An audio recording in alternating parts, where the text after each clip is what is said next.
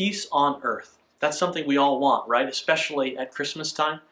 I'm Caleb Abernathy. I'm one of the pastors at Christ Memorial Church, and we've been thinking this week about the promise of the Son, the promise of His death, of His resurrection, and today the promise of His kingdom, a kingdom of glorious peace. Peace is something we all want, but it seems impossible to attain. But the Old Testament is brimming with the expectation that a Son will come and establish a kingdom of peace that will restore the glory lost in Eden at the fall. Among the promises made to Abraham, all the way back in Genesis 17, is that kings will come from his line. And that promise takes a big step forward with the coming of David, Israel's greatest king. In 2 Samuel 7, the Lord makes a covenant with David that one of the sons from his line will have a throne in a kingdom that will know no end.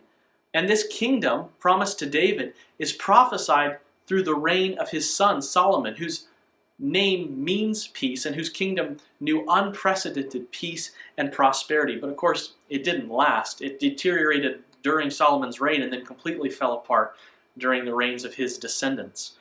But even as the kingdom falls apart, the prophets see that the promise of the Son's kingdom still holds true. Listen to what Isaiah writes in chapter 9.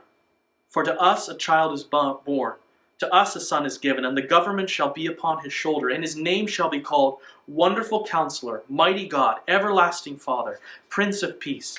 Of the increase of his government and of peace there will be no end, on the throne of David and over his kingdom, to establish it and to uphold it with justice and with righteousness, from this time forth and forevermore. This promised son will be a king from the line of Abraham, a king from the line of David, and he'll rule over a kingdom in peace and justice and righteousness.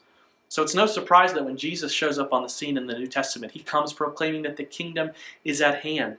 He began his reign when he died, rose, and ascended to the Father's right hand where he was installed as king. And those who trust in him experience real peace, peace with God and peace with one another in the body of Christ. And when he returns, the whole earth will become a kingdom of peace as he restores a new Eden. So we're surrounded by scenarios that make peace seem unattainable, whether it's the political unrest we're experiencing or the pandemic or just the anxiety and stressors of your own life. But because the promised Son's kingdom has come, we can enjoy real peace with God now and peace with our brothers and sisters. You can enjoy real peace now. And you can join in today in praying that desperate and hopeful prayer that the promised Son's kingdom will finally and fully come.